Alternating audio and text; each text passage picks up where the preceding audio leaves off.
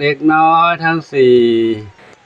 น้อยทั้งสี่นอนในบ้านและนอนในมุ้งกลางมุ้งเรียบร้อยขึ้นข้างบนสิกระบะทรายใหม่โอ้กระบะทรายใหม่ถ้วยอาหารก็ใหม่ไม่มีที่พักอยู่สบายแล้วข้างบนนี่ไม่เห็นหน้าเลยข้างบนเห็นหน้าไหมส่องไฟหน่อยส่องไฟหน่อยยามค่ำคืนมืดแล้วเนาะแสงไฟมองไม่เห็น แสงไฟสาดส่องมองไม่เห็นแสงไฟสาดส่องมองเห็นค่ำแล้วน้องเมียนอนกันแล้วขอถ่ายบรรยากาศยามค่ำคืนให้กับทุกท่านได้รับชมหน่อยเมียอยู่กันยังไงนี่ใครทองอ่อนจามจุลีจินตลานวรัตน์ว่ากินอาหารอยู่เหรอกินอาหารขึ้นลูกชอบพกาชายนี่ใครเอ่ยน้องมะลิค่ะน้องมะลิข้างบนใครอยู่หลังคาบนหลังคา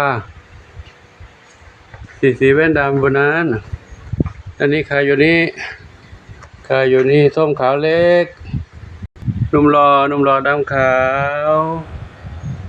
ซับทวีนอนกระบะฝนเล็บรู้เหรอกับขอถ่ายบรรยากาศยามค่ำคืนให้กับทุกท่านได้รับชมเนาะวัดโป่งชัยยามค่ำคืนก็ได้รับแสงสว่างจากโซลาร์เซลล์ที่ FC ส่งมาถวายพร้อมทั้งเทียนพรรษาวันนี้จุดไว้พระสวดยามเย็นเรียบร้อยแล้วก็มาถ่ายภาพบรรยากาศยามค่ำคืนให้กับทุกท่านรับชมกันเดี๋ยวพาไปดูเมียในบ้านใหญ่เนาะเมียบ้านใหญ่บุญนำสีหน้าส้ม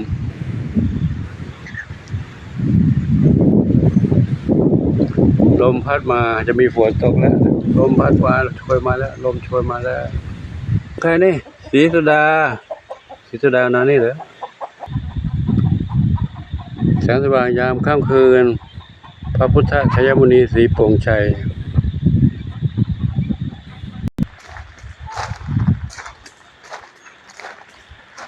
เข้ามาดูน้องน้อยในบ้านใหญ่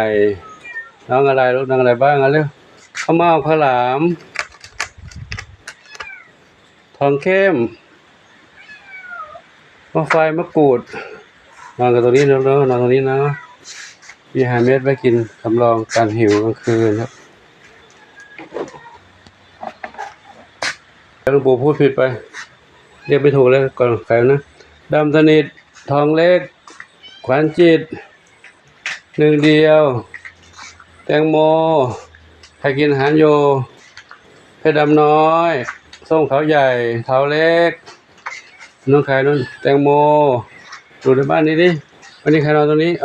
นอนในมุ้งแล้วโยม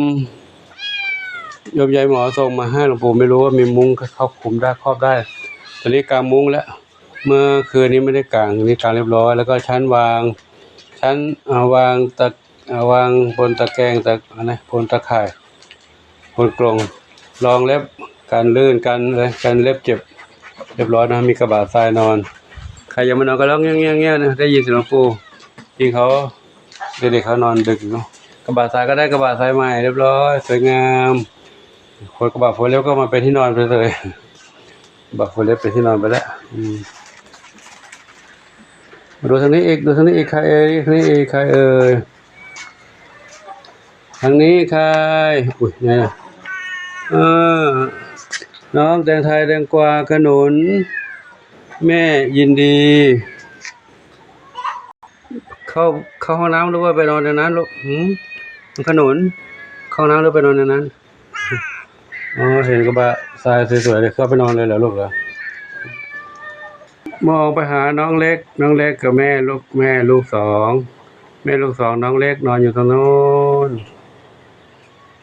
ปุ๋ยฝ้ายกับน้ำเพชรนอนอยู่ตรงนี้ปุ๋ยฝ้ายน้ำเพชร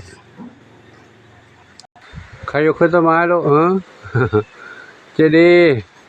ขึ้นมาทำไมบนนั้นลงมาแล้วฝนจะตกแล้วขึ้นลงไม้เล่นเหรอเล่นกับเต่าน้อยเหรอเล่นกับเต่าทองน้องมีบุญเต่าทองน้องมีบุญอยู่ตรงนี้เต่าทองน้องมีบุญมาดูบ้านใหญ่ที่บ้านใหญ่บ้านใหญ่มองกลางคืนไม่เห็น มองกลางคืนไม่เห็น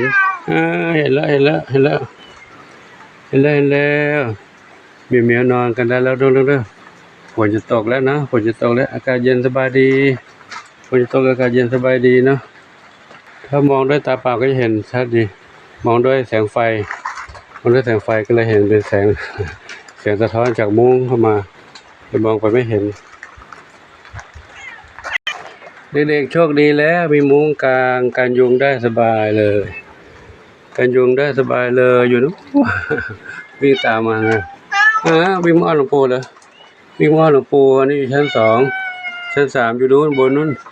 สีดำๆอยู่ชั้น3ขึ้นไปชั้น3ชั้น2ขึ้นไปชั้น3แล้วไหนสิขึ้นไปชั้น3แล้วขึ้นไปชั้น3ชั้น2อันนี้อะไร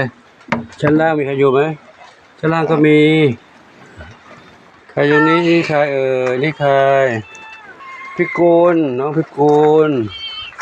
พี่กุหลาบบนชายน้องเล็กกล้วยทั้ง5ทั้ง4กล้วยทั้ง4แอะทำไมลูกกล้วยทั้ง4ใครอยู่บนนั้นดำสนิทอยู่บนนั้นใช่ไหมดำสนิทอยู่นั่นมนุษย์บ้านนี้มองไม่เห็น มองผ่านไปไม่เห็นอยู่ในมุ้งนอนกันสบายแล้วนะนั่นนอนคนเดียวเลยไม่นอนให้เพื่อนนอนด้วยเลยเพื่อนอยู่ตรงนี้นะครับนอนด้วยกันขาวเทาดาวเล็กหางกวักกุหลาบกระต่ายน้อยชมจันทร์กระต่ายน้อยมาชมจันทร์แสงจากโซลาร์เซลล์ส่องไปเห็นน้องกระต่ายวิ่งเล่นกันวันนี้ใคร2 สหาย2 สาวห้องน้ำไม่เข้าห้องน้ำเลยรู้เหรอห้องน้ำใหม่อยู่นะลูกนะบาทรายใหม่เขาไม่เข้าไม่เข้าในห้องน้ำแล้วเข้าข้างนอกทำไมเนี่ยขันตรงนั้นน่ะโอ้เพื่อนได้ไงเข้ากับบาทรายนู่นที่เขาไม่เข้ากับบาทรายไม่ใช่มากลางทาง มากลางทางได้ไงมากลางทางได้ลงพื้นได้ไงไทยกบาทนะลูกบาทนั่นแน่นอนหลับกันลูกพรุ่งนี้เช้าเจอกันใหม่ครับพรุ่งนี้เช้าเจอกันใหม่เนาะขอให้เด็กๆทั้งหลายนอนหลับสบายนอนหลับสบายนะลูกนะปราศจากทุกโศกโรคภัยอันตรายทั้งหลายทั้งปวงนอนแล้วใครยังไม่นอนก็เล่นไปก่อนได้ลูกเด็กๆทั้งหลายใครหิวก็กินนั่งพวงเอาอาหารเม็ดไปให้กินกินได้นะลูกกินได้กินได้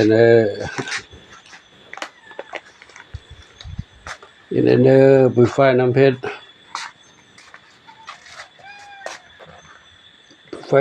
กินอาหารอยู่อีกเหรอกินได้อยู่นะลูกนะกินได้เลยเอาละขอยุติคลิปไว้เท่านี้นะขออนุโมทนาสาธุกับทุกท่านที่รับชมรับทราบเรื่องราวต่างๆของน้องเหมียวถึงการเป็นอยู่กันยังไงอยู่ดีสุขใจไหมเรียกว่าสมชายทั้งหลายขออวยพรทุกคนทุกท่านทุกความสุขความเจริญมีความสุขกายทุกใจทุกปรารถนาทั่วกันทุกคนทุกท่านเถิดสาธุอายุวโนสุขังพลังชมบรรยากาศโดยรวมมุมกว้างกับแสงสว่างจากโซลาร์เซลล์ก็ทำให้มองเห็นได้โดยรอบในบ้านภายในบ้านภายในรั้วรอบขอบชิดน้องเหมียวก็วิ่งเล่นกันตรงนี้ครับ